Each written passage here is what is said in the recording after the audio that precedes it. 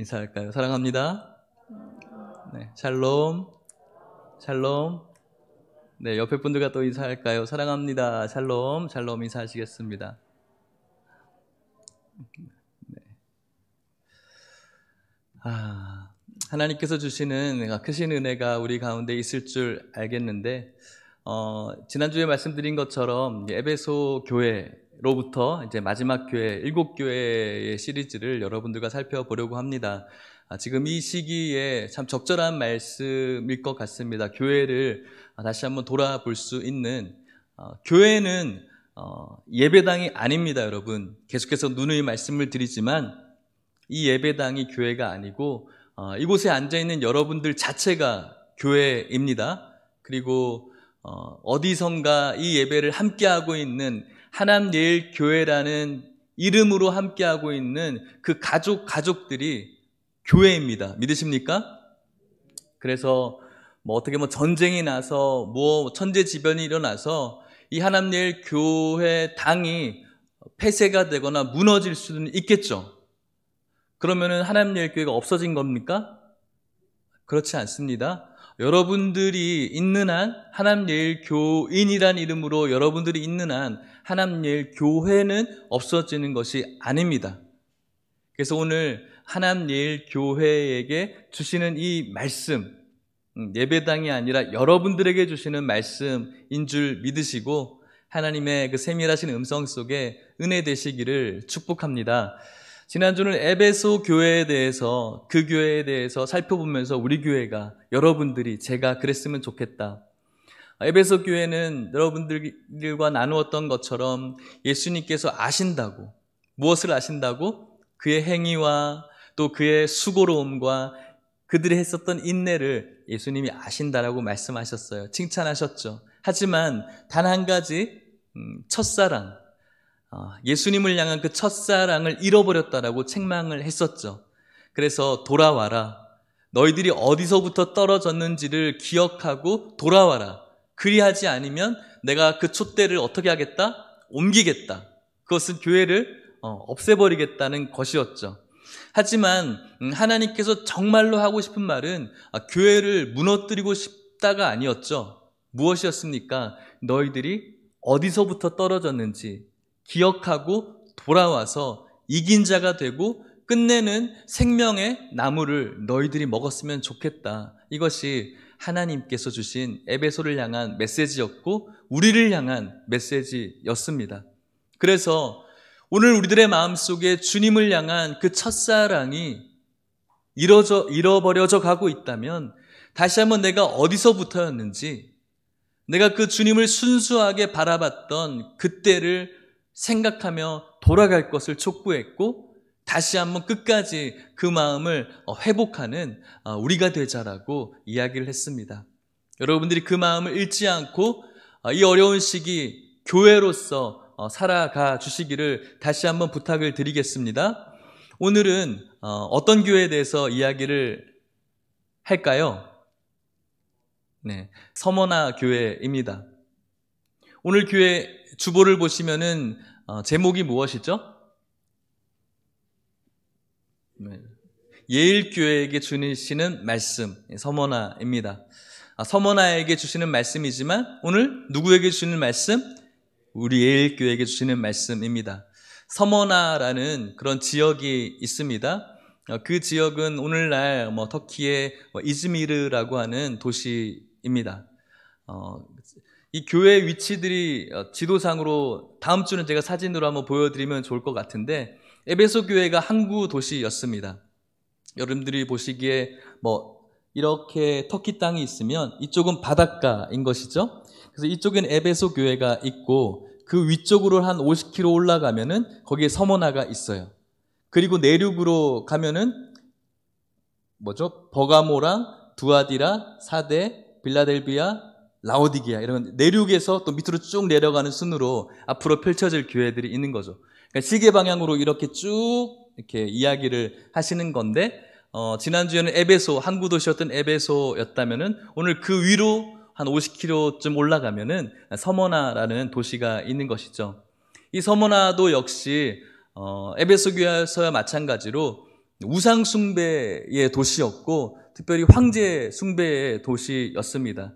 그래서 그 로마의 여신의 신전이 있었던 도시가 이 서머나라는 도시였고 또 그 당시 그 티베리우스라는 황제의 신전이 있었던 황제에 대한 숭배가 있었던 도시였죠. 그곳에 교회가 세워진 것입니다. 누가 세웠는지 어떻게 세웠는지에 대해서는 성경이 이야기하지 않고 있지만 여러분들이 한번 들어봤을 법한 이름이 있는데 폴리캅이라는 이름을 들어보셨어요? 폴리갑. 들어보셨으면은 한번 고개를 끄덕여 보시겠습니까? 네, 좋습니다. 한 50%는 들어보신 것 같습니다. 폴리갑이라는 초대 그 교부 목회자가 있었는데 이 서머나 교회에서 사역을 했었죠. 그분의 전기에 따르면은 사도 바울이 이제 에베소에서 사역을 하다가 이쪽 서머나로 와서 교회를 세웠다라는 어떤 그런 것에 따라서 사도 바울이 서머나 교회에 또 개척에 참여하지 했을 것이다라는 그런 의견이 있는 것이죠. 이때는 이제 도미티아누스 황제의 통치 기간이었고 이 요한계시록이 작성되어질 쯤에 아주 극심한 박해가 있었어요. 도미티아누스의 황제 때만 박해가 있었던 것이 아니라 그 전에도 초대교회는 박해를 받았어요. 특별히 네로 황제로부터 많은 박해를 받았는데 네로 황제 때의 박해도 정말 심한 박해였지만 그때의 박해는 로마라는 어떤 지역 안에서의 박해였어요. 아주 극심한 박해였지만 좀 국지적이었고 지역적인 박해였죠. 하지만 이 도미티아누스 황제의 박해는 로마의 지역뿐만 아니라 로마가 점령하고 있는 그 로마의 모든 세력에 있는 광범위한 그런 박해였습니다. 그 박해 속에서 특별히 서머나라는 이 지역의 박해가 굉장히 심했는데 로마로부터의 박해 플러스 70여 년 AD 70여 년에 로마의 디도라고도 하는 티투스라고 하는 그 장군이 예루살렘을 완전히 무너뜨리거든요. 예수님께서 그 예루살렘 성전을 바라보면서 강도의 구려를 만들었다라고 말씀을 했잖아요. 그러면서 이것들을 무너뜨려라 하면 자기 3일 만에 그리고 돌 하나에 돌도 남기지 않을 것이라는 그 예언을 했죠. 그때 예언처럼 그 디두스라는 그 장군이 예루살렘을 점령하면서 정말로 돌 위에 돌 하나 남기지 않고 예루살렘을 완전히 무너뜨렸죠. 그 시기와 맞물려서 유대인들이 이 서머나 쪽으로도 이주를 하게 된 것입니다. 정통 유대주의자들이 있었는데 이 정통 유대주의자들 플러스 로마의 박해, 그것으로 인하여서 이 서머나 교회가 굉장히 큰 심한 박해를 받았었습니다. 이 시기 이 서머나 교회를 바라보면서 요한계시록을 쓰는 이 사도 요한이 성령의 감동으로 지금 이야기를 시작하고 있는 것이 이 서머나 교회를 같이 바라보는 배경이라고 할 수가 있습니다. 이렇게 극심한 박해를 받았지만 이 서머나 교회는 앞으로 살펴볼 빌라델비아 교회와 함께 예수님께 하나님께 칭찬만 받은 교회였어요. 그래서 한국에도 많은 교회들이 이 서머나 교회라는 이름으로 교회를 지은 것 같아요. 무슨 서머나 교회, 무슨 서머나 교회 이렇게 있잖아요. 하나님으로부터 칭찬받은 교회인 것이죠. 수많은 박해가 있었지만 칭찬받는 교회. 우리 하남예일교회가 이런 영적인 칭찬을 받는 그런 서머나 교회 될 수 있기를 주님의 이름으로 축복합니다. 자, 그렇다면 말씀으로 한번 들어가 보도록 하겠는데요. 요한계시록 2장 8절 말씀, 우리가 읽은 첫 번째 말씀인데 같이 한번 읽어보겠습니다. 시작. 서머나 교회의 사자에게 편지하라. 처음이며 마지막이요 죽었다가 살아나신 이가 이르시되 아멘. 서머나 교회 사자에게 편지하라. 누가 일렀다고요? 누가 이르시되? 처음이며 마지막이요 죽었다가 살아나신 분. 처음이자 마지막. 혹시 이런 표현들을 들어본 적 있으시죠? 찬양을 통해서라든지 이런 표현을 여러분이 들어보셨을 거예요. 그 전에도 요한계시록에서는 이 표현을 쓰고 있어요. 요한계시록 1장 8절에 이렇게 이야기합니다. 읽어볼게요. 시작. 주 하나님이 이르시되 나는 알파와 오메가라. 이제도 있고 전에도 있었고 장차 올 자요 전능한 자라 하시더라. 요한계시록 1장 17절 시작. 내가 볼 때에 그의 발 앞에 엎드러져 죽은 자 같이 되매 그가 오른손을 내게 얹고 이르시되 두려워하지 말라. 나는 처음이요 마지막이니. 아멘. 그리고 2장 8절에 서머나 교회에게 동일한 말씀, 뭐죠? 처음이며 마지막이다라고 말씀합니다. 여러분들에게 찬양, 저도 그런 찬양, 주는 알파와 오메가 이런 찬양도 있고요. 주님께서는 처음이자 마지막이다 이런 얘기를 많이 들었어요. 여러분들은 이런 이야기를 들을 때 어떤 느낌이 드세요? 제가 한번 맞춰볼까요? 아무 느낌이 안 들죠. 네, 그렇죠. 그런 거지. 처음이자 마지막이다. 그럴 거라고 생각이 들어요. 근데 이거는 굉장히 독특한 표현이라고 이야기합니다. 처음이자 마지막이다. 특별히 아까 요한계시록 1장 17절 말씀을 읽어드렸는데 두려워하지 말라. 나는 처음이요 마지막이라. 두려워하지 말라라고 말씀하면서 나는 이런 사람이다라고 이야기하는 거예요. 그렇다면은 처음이자 마지막이라는 이 말이 두려움에 떨고 있는 사람에게는 어떤 말일까요? 위로가 되는 이야기라고 할 수가 있겠죠. 이해가시죠? 그렇다면 서머나 교회, 이 온갖 박해로 힘들고 어려울 이 서머나 교회에게 내가 처음이야, 그리고 마지막이야, 두려워하지 말라라고 이야기해 주는 것이죠.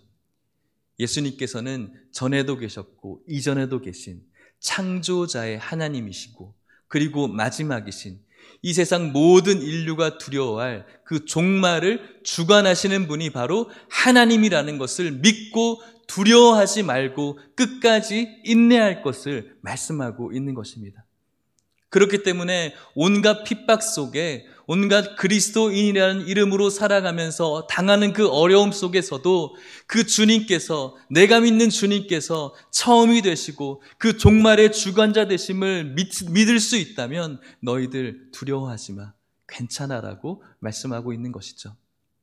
처음과 나중 되시는 그 하나님이 오늘을 살아가는 여러분들의 하나님 되신 줄 믿으시고 인류의 종말, 또 개인적인 종말이 언젠가 오겠지만 그것을 두려움으로 느끼는 것이 아니라 주님을 만날 기쁨과 환희의 기쁨으로 누릴 수 있기를 주의 이름으로 축복합니다.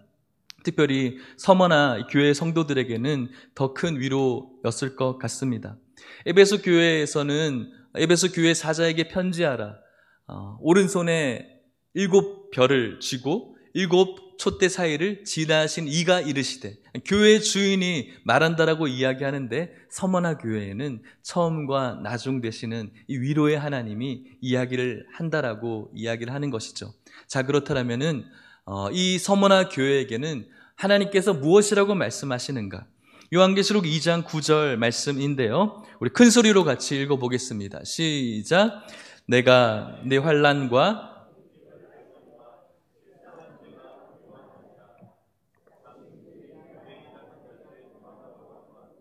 실상은 유대인이 아니요 사탄의 회당이라. 아멘.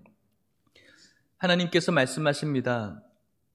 너희들이 어떤 환난을 받는지, 너희들이 어떻게 궁핍함을 갖고 있는지를 안다라고 말씀하고 있어요. 너희들이 신앙생활하고 있으면서 겪고 있는 그 환난을 내가 너무 잘 알아라고 이야기하는 거죠. 예수 그리스도를 위해서 교회 다니는 것 때문에 받고 있는 환난을 내가 너무 잘 알아. 가정 속에서 혼자 신앙생활하고 있는 남편, 혼자 이 가정 속에서 신앙생활하고 있는 그 아내 혹은 자녀, 내가 너무 잘 알아. 예수님 믿는 것 때문에 그 가정에서 얼마나 고통받고 있는지 내가 너무 잘 알아 라고 지금 하나님께서 말씀하고 있는 것입니다. 여러분들의 가정 속에서 혹시 홀로 신앙생활하고 있는 분 계시다면 하나님께서 너무나 잘 알고 있는 줄 믿으시고 위로받으시기를 축복합니다. 뿐만 아니라 오늘 교회라는 이름으로 핍박을 받고 있는 그 교회의 어려움 역시도 우리 하나님께서 잘 알고 있다라고 말씀하고 있는 것이죠. 오늘 교회가 받고 있는 어려움, 우리 하나님께서 그냥 팔짱 끼고 내버려 두는 것이 아니라 잘 알고 있는 줄 믿습니다. 뿐만 아니라 서머나 교회가 갖고 있는 이 궁핍, 물질적인 궁핍을 이야기를 하죠. 재정적인 어려움을 이야기합니다. 그건 역시도 우리 하나님께서 잘 안다라고 이야기를 합니다. 재정적으로 어려운 교회, 궁핍한 교회, 비참한 교회처럼 보이죠. 오늘날도 이것은 마찬가지인 것 같아요. 사랑하는 여러분, 여러분들은 어떤 교회가 성공한 교회라고 생각을 하십니까? 교회 성도 수가 많이 있고 재정적으로 탄탄한 교회가 성공한 교회라고 많은 사람들이 이야기를 합니다. 노회나 목사의 모임을 가보면은 누가 잘못됐다는 건 아니지만 대형 교회라든지 경제적으로 탄탄한 교회의 어떤 그 목사님이 성공적인 목회를 한 것처럼 추앙을 받고, 그와 반면에 성도님들 두세 분 모시고 섬기고 있는 개척교회 목사님들, 미자립된 교회 목사님들은 뭔가 실패한 목사님 같이 계속 몇 년 동안 그 모습 그대로 있는 것에 대한 어떤 실패자의 어떤 모습을 갖고 있는 것, 그런 모습의 그 이미지를 지울 수가 없습니다. 그런데 정말로 그것이 성공과 실패를 판가름할 수 있다라고 여러분들 생각하십니까? 교회 성도의 숫자와 그리고 교회가 얼마나 많은 동산과 부동산을 가지고 있는 거에 따라서 목회의 성공과 실패를 정말로 이야기할 수 있다라고 생각하십니까? 그렇지 않습니다, 여러분. 그것은 지극히 인간적인 생각인 것이죠. 하나님은 절대로 그런 눈으로 바라보지 않습니다. 그렇다고 대형교회 목사님이 잘못됐다는 거 전혀 아닙니다. 너무 훌륭하신 목사님들이죠. 하지만 성도들의 숫자와 재정을 가지고 그 교회를 판단하고 우리 교회가 참 좋은 교회인 것은 아니라는 거예요. 그런 어떤 브랜드 있는 목사님과 또 그렇게 재정적인 교회의 탄탄함과 그리고 그 교회의 성도라는 그 자부심은 비성경적이라는 것이죠. 하나님께서는 절대로 그것을 보지 않기 때문에 그렇습니다.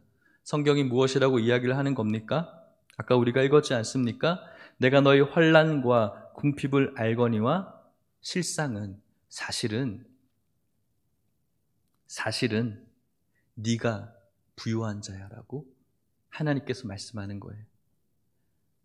성도수 별로 없지만, 서머나 교회 많은 박해를 받지만, 사람들로부터 많은 조롱받지만, 손가락질 받지만, 경제적으로 정말로 궁핍한 그런 교회이지만 사실은 너희들이 부자야라고 하나님께서 말씀하는 거예요. 후에 나누겠지만 라오디게아 교회는 부자 교회였어요. 그런데 하나님의 책망이 쏟아져요. 부자 교회인데 다른 사람들이 보기에 와, 정말 유명한 사람들 많이 다니고 재정적으로 튼튼하고 휘황찬란한 그런 교회인데 하나님 볼 때는 아니라는 거예요. 하나님께서는 서머나 교회를 보면서 재정적인 어려움 속에서도 이렇게 있는 너희들이 부유한 자라고 말씀하고 있는 것이죠. 왜 그런 걸까요? 무엇이 다른 걸까요? 왜냐하면 궁핍하고 비참해 보이지만, 사람들이 손가락질만큼 할 만큼 뭔가 미련해 보이지만 그 성도들에게는 예수 그리스도의 은혜가 있기 때문에 그런 거예요. 그 성도들 마음속에 예수 그리스도의 십자가의 은혜가 살아 숨쉬고 있기 때문에 너희들이 진짜야. 너희들이 부유한 자야. 영적인 부요가 충만한 교회고 너희가 진짜 교회라고 하나님께서 말씀해 주는 거예요. 사랑하는 성도 여러분, 오늘날 앞으로 교회에 많은 궁핍이 있을 거라고 저는 예상을 해봐요.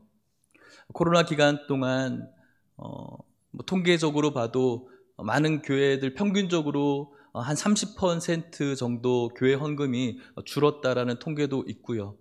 특별히 조그만 교회나 개척교회 같은 경우는 문을 닫는 교회도 너무나 많이 생겼다라는 소식도 들었습니다.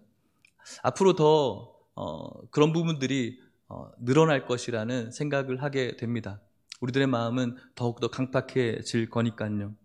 하지만 여러분, 우리가 얼마나 많은 재정을 가졌는지, 얼마나 많은 어려움을 당하고 있는지, 그것에 따라서 하나님께서는 평가하는 것이 아니라 정말로 그 교회 자체인 성도가 그 마음속에 예수 그리스도를, 그리고 영적인 부요를 가지고 있는지에 따라서 하나님께서는 그 교회를 평가하세요. 실상은 부요한 자라. 사실 너희들이 부요한 자예요. 왜 그렇습니까? 고린도에서도 너희들이 어떤 사람이라고요? 모든 것을 가진 자라고 이야기를 하잖아요. 사람들을 향해서 핍박받고 무시당하고 무명한 자 같고 속이는 자 같고 그런 자 같지만 아니야. 너희들이 모든 것을 가진 자라고 이야기하는 것처럼 오늘날 우리 교회를 평가할 때 우리 교회가 지향해야 될 목표는 사람들을 많이 채우고 재정적으로 탄탄해지는 것이 교회의 존재의 목적이 아니라는 거예요. 사랑하는 여러분, 오늘날도 역시 부하지만 가난한 교회가 있어요. 반면에 가난하지만 부한 교회가 있어요. 저는 우리 하남예일교회가 이 서머나 교회같이 영적으로 부유한 교회가 되기를 바랍니다. 교회의 병폐가 어디서부터 시작이 되었을까요? 교회가 언제부터 영적으로 어려움 당하기 시작했을까요? 교회가 성도의 수와 재정에 초점을 맞추기 시작하면서 교회가 썩어가기 시작한 것 아닙니까, 여러분? 저의 목회의 목적은 헌금 많이 내는 성도를 기르는 데 목적이지 않습니다. 술을 많이 채우는 거에 저의 목회의 목적이 있지 않습니다. 적지만은 한 분 한 분 정말로 다른 복음이 아니라 예수 그리스도의 그 십자가의 그 놀라우신 은혜를 같이 깨닫고 그 주신 은혜 기억하면서 그 주님을 자연스럽게 사랑하고 그 주를 향한 자연스러운 경배와 찬양 속에 예배드리는 그 한 성도를 한 명 한 명 세워가는 것에 제 목회의 목적이 있는 것입니다.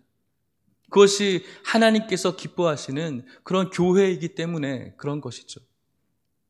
몇 명을 채우고, 물론 지금까지 하나님께 주신 은혜가 너무나 커서 정말로 저희 교회 감당할 수 없는 은혜를 주셨지 않습니까? 숫자를 제가 정확하게 이야기해 드릴 수는 없지만은 지금 또 너무나 많은 성도님들이 함께 하신 교회예요. 여기서 500명, 1000명, 1500명 그렇게 해서 뭐 어떻게 하려고요. 물론 저희들이 전도하지 않겠다는 게 아니에요. 숫자에 그리고 교회적인 재정에 그것에 우리가 초점을 두는 것이 아니라 정말로 한 명이라도 소수지만은 예수 그리스도의 그 복음에 깨어있는 자가 있는가 없는가, 그것이 하나님 보시기에 기뻐하는 교회, 기뻐하지 않는 교회, 인정하는 교회, 인정하지 않는 교회가 되는 것이죠. 하나님께서 주신 그 은혜가 있다면, 옛날에는 뭐 교회 헌금을 낼 때 뭐 복을 받는다든지 아니면 내지 않으면은 어떤 불행이 있다든지 막 강압적으로 아니면 회유하면서, 그거는 정말 하나님께서 기뻐하는 것이 아니라는 것이죠.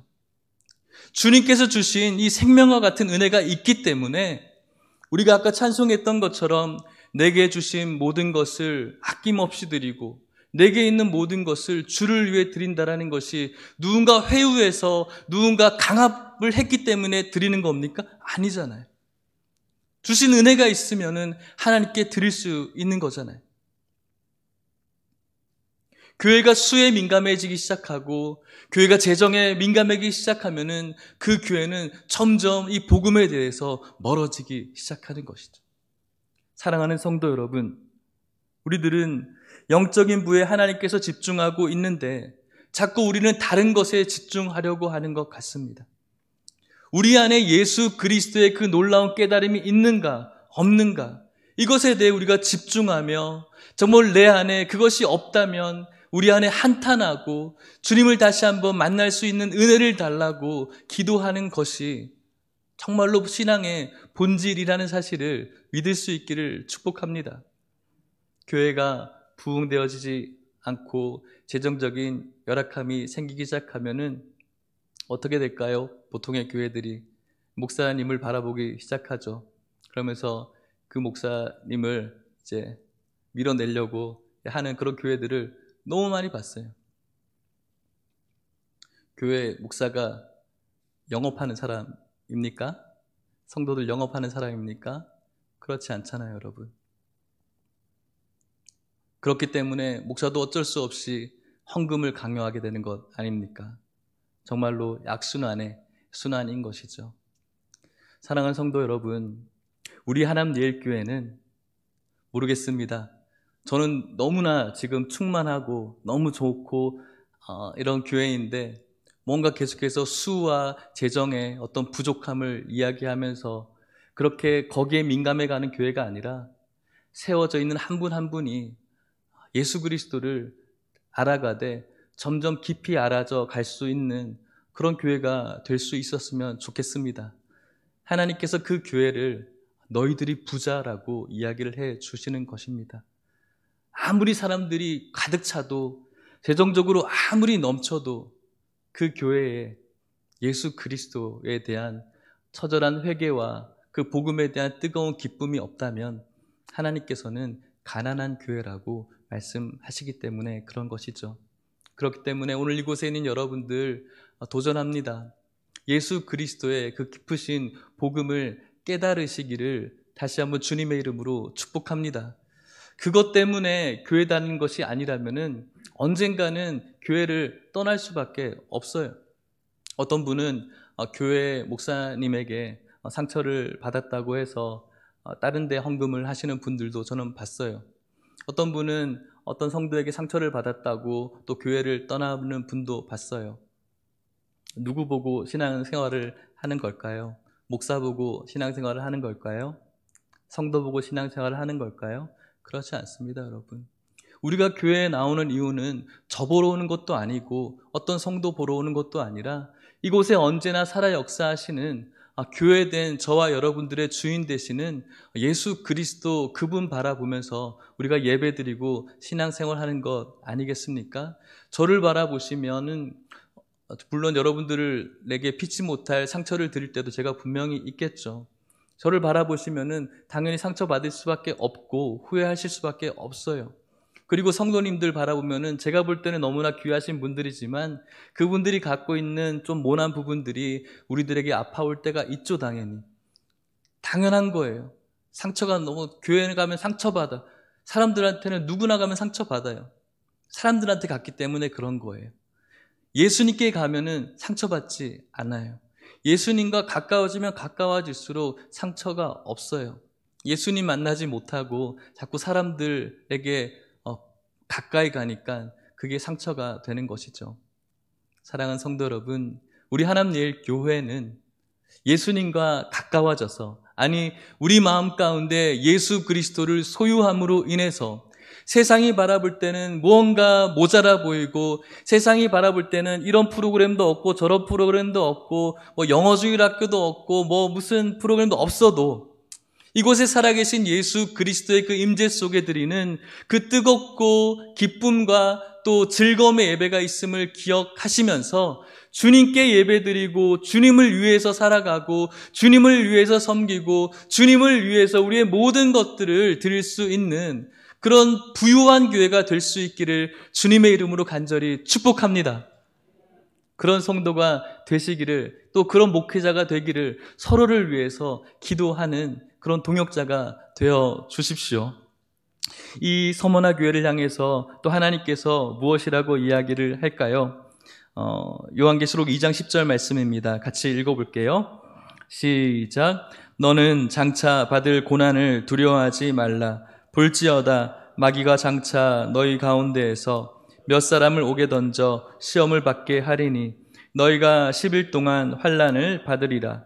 네가 죽도록 충성하라. 그리하면 내가 생명의 관을 내게 주리라. 아멘.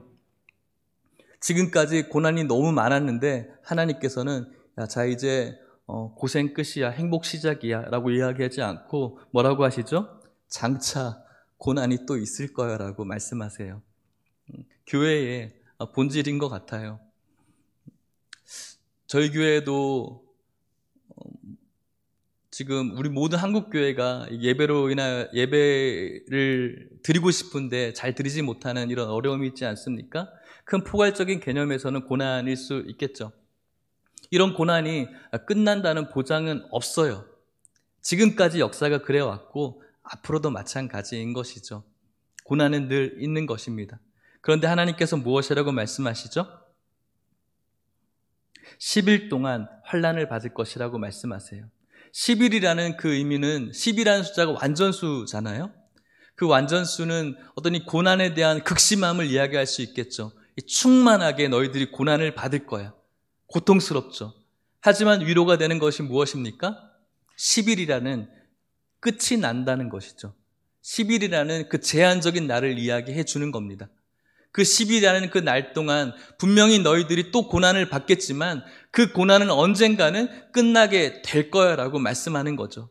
그 10일 동안 끝나는 동안 너희들이 해야 될 것이 있는데 그게 무엇이라고 이야기하는 겁니까? 네가 죽도록 어떻게 하라고요? 충성하라고 이야기하는 겁니다. 계속해서 고난이 있을 겁니다. 이 코로나 기간이 끝난다고 해도 다양한 모습으로 우리는 신앙의 거센 도전을 받게 될 거예요. 하지만 우리가 해야 될 것은 하나밖에 없어요. 무엇입니까? 충성하는 거예요. 지금까지 우리가 늘 그랬듯이 하나님 앞에서 성실하게 하나님을 바라보면서 살아가는 거예요. 여러분들의 가정에 어려움이 있을 수도 있고요. 또 교회적인 어려움이 있을 수도 있어요. 그 어려움 속에서 우리는 그 10일의 십자가 지나가는 그때까지 우리는 무엇 해야 될까요? 성실하게 하나님을 바라보는 것이 충성하는 것 아니겠습니까? 그렇게 되면 어떻게 된다고요? 내가 생명의 관을 너에게 주겠다라고 이야기를 하는 것이죠. 생명의 관이라고 이야기합니다. 왕에게 주는 어떤 왕관이 아니에요. 경기를 치르고 난 다음에 1등에게 주는 그 면류관을 의미하는 거거든요. 저는 평소에 산을 별로 좋아하지 않아요. 근데 산을 좋아하시는 분들을 이야기를 들어보면은 이렇게 힘들게 올라가긴 하지만 산 꼭대기에 딱 섰을 때 어떤 느낌이 들죠? 다시는 안 올라와야지. 이런 느낌이 듭니까? 아니죠. 성취감이 든다고 하더라고요. 끝까지 이 고통 속에서 이기고 또 이긴 자에게 나중에 이 면류관이 부어지는 그날 어떤 느낌이 들까요? 그 산 하나 올라가는 그 성취감 비교할 수 없을 정도로 그 기쁨과 그 즐거움이 넘치지 않겠습니까? 그 면류관을 주시겠다라고. 그 고난 속에서 끝까지 주를 바라보는 그 성실함 속에서 이겨낸 자는 그런 면류관을 주시겠다라고 하나님께서 말씀하고 있는 것입니다.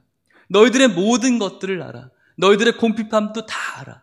하지만 고난이 계속해서 있을 거야. 그래도 계속해서 성실하게 나를 주인으로 삼고 내가 너희들에게 있는 너희들은 진짜 부유한 교회이고 끝까지 너희들이 이기게 되어질 때 너희들을 위해서 이 생명의 면류관이 준비되어 있어라고 말씀하고 있는 것이죠. 사랑하는 성도 여러분, 2장 11절 말씀을 읽어보도록 하겠습니다. 요한계시록 2장 11절 말씀입니다. 귀 있는 자든 시작.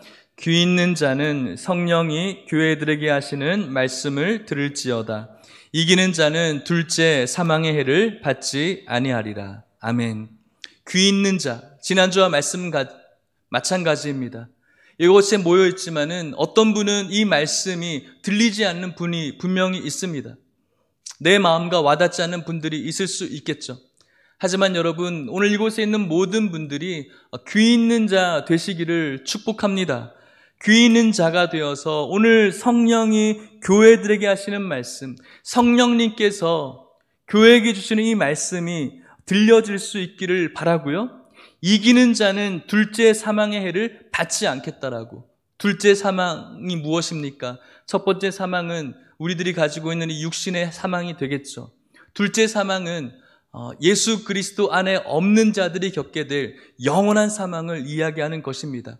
끝까지 이기는 자, 들을 수 있는 귀가 있어서 오늘 말씀이 우리 가운데 새겨져서 아무것도 없지만 내 안에 예수 그리스도 계심으로 모든 것을 가진 자가 됨으로 말미암아 주님 말씀하시는 그날까지 끝까지 충성된 자 되어서 끝까지 이기는 자에게 생명의 멸류관을 주실 것이라는 그 말씀이 들려서 끝까지 이긴 자에게는 둘째 사망의 해가 없을 것이라고, 영원한 생명의 길이 있을 것이라고 하나님께서 말씀하고 있는 것입니다. 오늘 이 서머나 교회에, 이 교회에 말씀하시는 말씀이 예일교회를 이루고 있는 여러분들에게 온전히 들려질 수 있기를 주님의 이름으로 간절히 축복합니다. 말씀을 마치려고 합니다. 설교 서두에도 말씀드렸던 것처럼 서머나 교회의 초대 교부였던 사람 폴리갑이라는 사람이 있어요. 많은 사람들이 폴리갑에 대해서 어떻게 순교했는지에 대해서 들어봤을 것이라고 생각이 듭니다.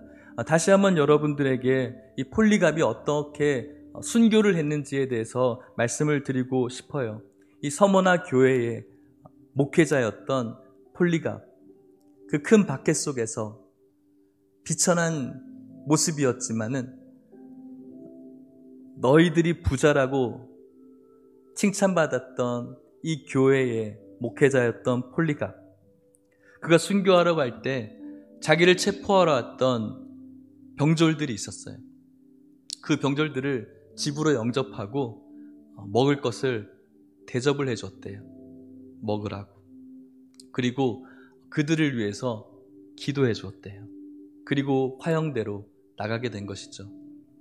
지난번 우리가 원수를 사랑하라고, 나를 박해한 자를 위해서 기도하라고 했던 그 말씀의 표준인 거죠. 자기를 잡으러 온 그 병졸들을 위해서 오히려 기도해 주는 것이죠. 사랑이 있는 사람입니다.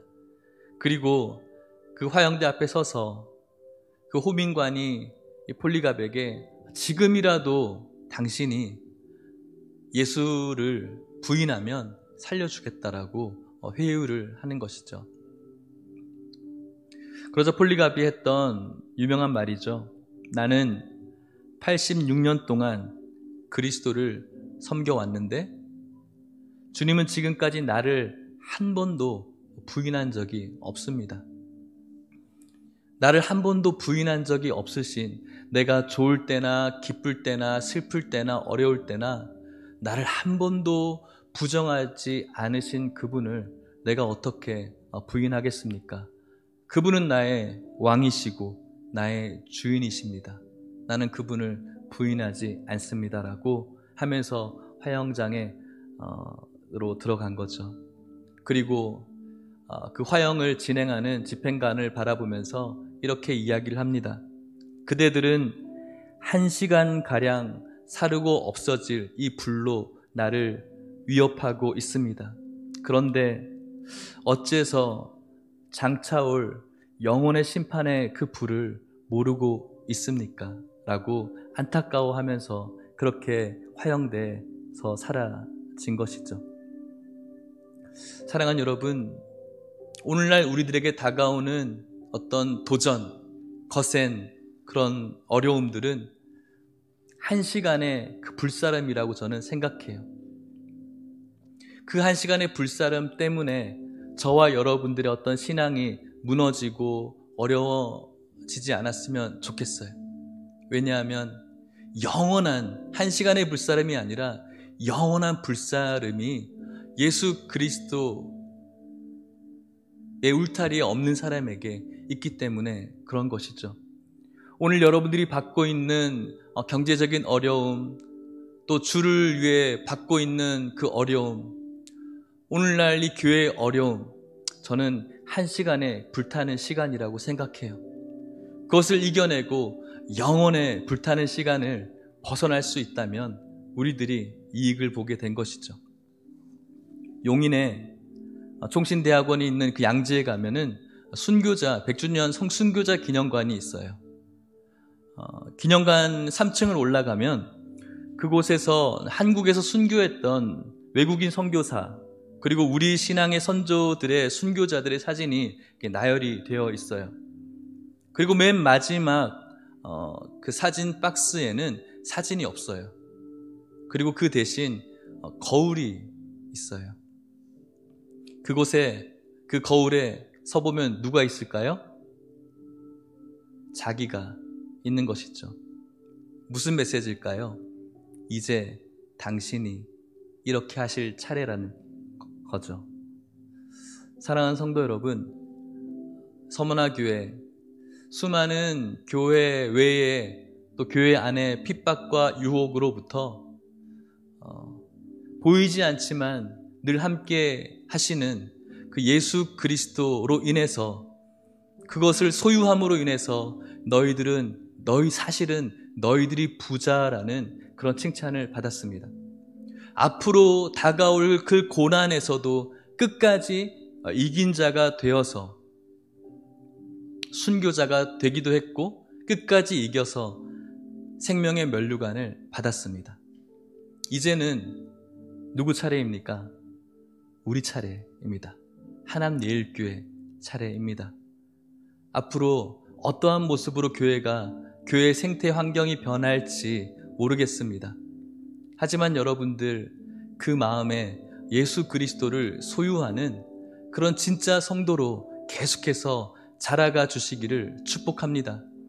세상의 기준으로 교회를 평가하지 마시고, 세상의 기준으로 목회자들을 판단하지 마시고, 정말로 예수 그리스도를 향한 그 믿음을 가지고 교회를 바라보고 그 주를 위해서 교회를 섬기고 예수 그리스도를 소유한 마음으로 봉사를 하고 예배를 드리고 찬양을 함으로 오늘 우리들이 1시간 분량의 불타버릴 그런 불 앞에 굴복하는 것이 아니라 그것을 이겨내고 영원한 생명의 나무의 면류관을 받을 수 있는 우리 모든 성도님들 되시기를 주님의 이름으로 간절히 축복합니다.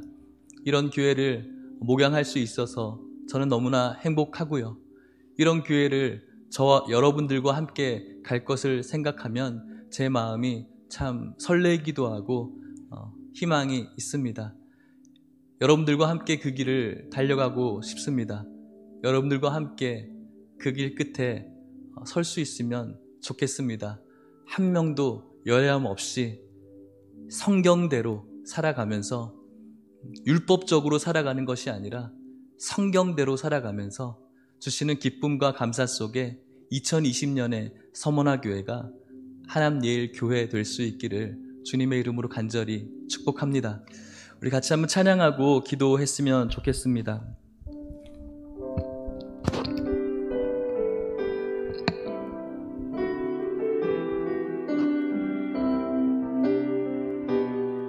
세상의 유혹시험이 내게 몰려올 때 아마도 이 서머나 교회 성도들이 가졌던 마음이 아닐까 생각해 보는데요.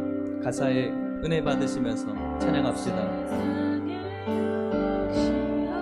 세상의 유혹시험이 내게 몰려올 때에 나의 힘으로 그것들 모두 이길 수 없네. 거대한 폭풍 가운데 위축된 나의 영혼 어찌할 바를 몰라 헤매이고 있을 때 주를 찬양 손을 들고 찬양. 전쟁은 나에게 속한 것 아니니 주를 찬양. 손을 들고 찬양. 전쟁은 하나님께 속한 것이 거짓과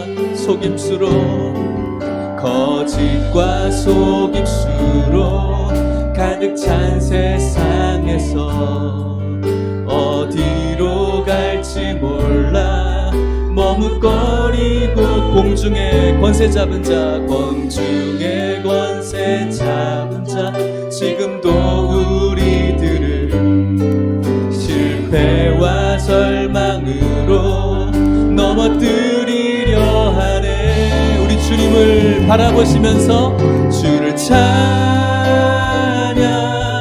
손을 들고 찬양. 속한 것 아니니 주를 찬양 손을 들고 찬양 전쟁은 하나님께 속한 것 주위를 둘러보면